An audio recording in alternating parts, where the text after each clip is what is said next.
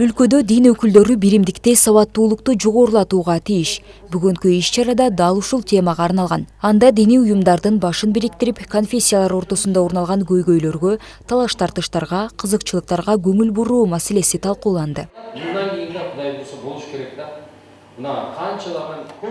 Иш-чара Кыргыз Республикасынын президентине караштуу дин иштери боюнча мамлекеттик комиссиясы менен биргеликте дин таануу изилдөө борбору тарабынан өткөрүлдү.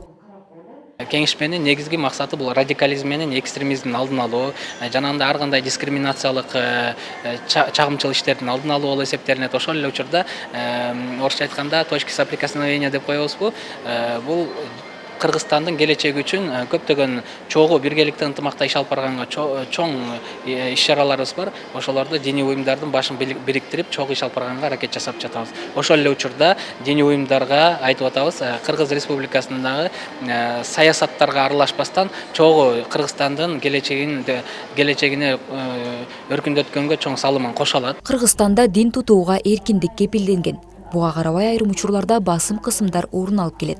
Маселен, чүмкөнүп жоолук салынууга терс пикирлерин билдирип, ал тургай каршылык кылган мекемелер жок эмес.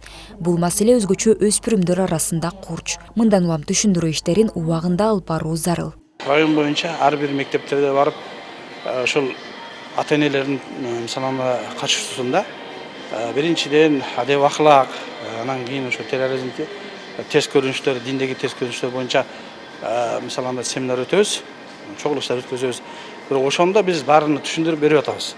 Мисалында жаңгыдай жоолук салып, үстүдө жоолугу менен, астыда мисалында формасы менен, бул мисалында астыдагы деген сөз мындай десек болот да.